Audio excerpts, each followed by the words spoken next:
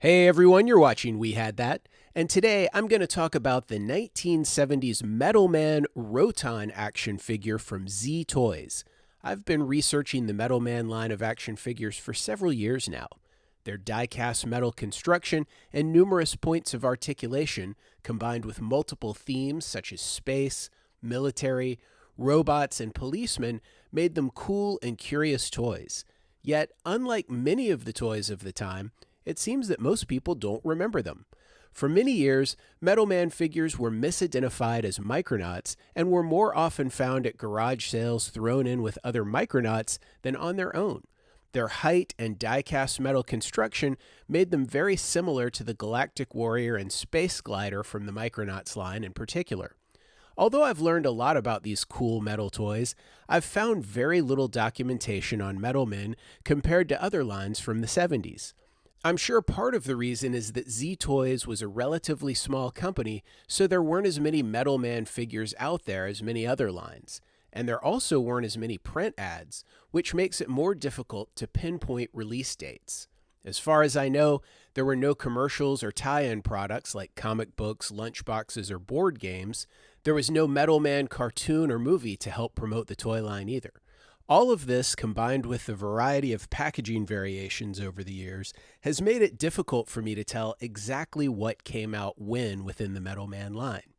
However, I am confident that the Metal Man line goes back at least as far as 1976, which makes Metal Man some of the earliest 1/18th scale figures on the market.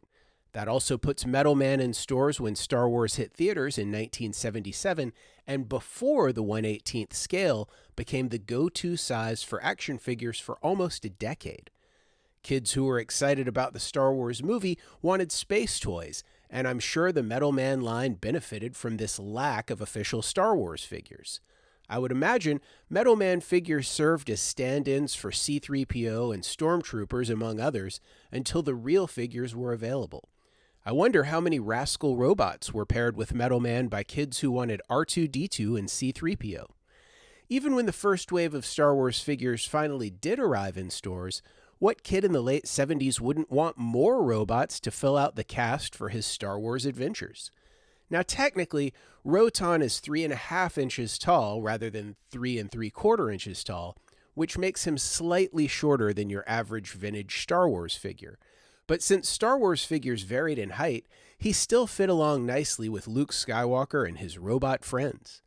This may be stretching it a bit, but I could also see Roton being used as a stand-in for Sark from the 1982 movie Tron when I was a kid.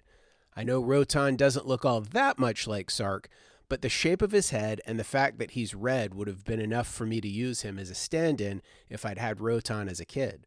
I always wanted Tron figures, but I've only recently started picking any of them up. I mentioned Metal Man's similarities to Micronauts earlier. There's actually more to it than just a passing resemblance. The Mego Toy Company acquired a license from the Japanese toy company Takara to sell some of their Microman figures in the United States and Canada as Micronauts. Some of the early Micronauts were even manufactured by Takara before Mego moved production to their factories in the USA.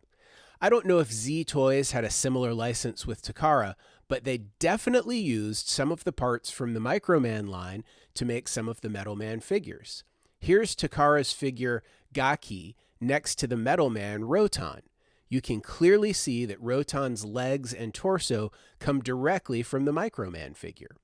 It makes sense that Metal Man figures would be confused with Micronauts since both lines had direct origins with Takara.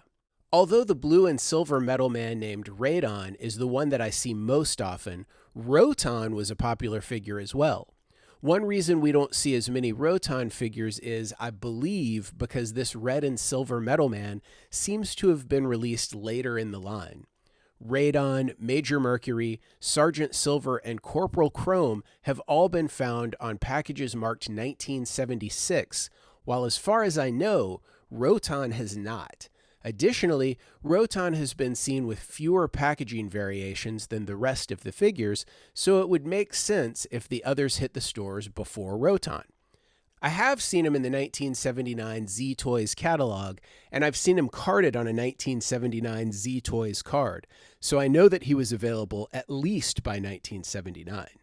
I wouldn't say Roton is rare, but packaged examples certainly don't show up very often at all. I've seen him under the Zylmex brand, which I believe was the company that released Metal Man figures in other countries, packaged in a cardboard box with clear plastic window on the front. And I've seen him packaged with the recharge capsule on a card. Here's my Roton pictured with his recharge capsule with a broken cover. But I've read that he also came packaged with a blue flying saucer in a set that was exclusive to Sears. The Roton figure in my collection is not in the package. It's not a figure that I had when I was a kid, but one I acquired more recently. Although not as similar to the Micronauts as Roton, it's still easy to see how someone could mistake Roton for a Micronaut with his similar articulation, the die-cast construction, and his red and silver paint scheme. Metal Man figures' similarity in construction to Micronauts meant they also had a similar construction to the Real American Hero G.I. Joe figures, which came out in 1982. Unfortunately, unlike the G.I. Joe figures, which had a screw in the back that meant the figures could be taken apart to replace a broken elastic ring, the Metal Man figures are riveted closed, so when the elastic breaks on one of these guys, it's very difficult to fix. Some Micronauts, like the Time Travelers, had a screw in the back like the G.I. Joe figures, while others, like the Galactic Warrior and Space Glider, were riveted closed like the Metal Man figures. This just adds to the confusion about their origin.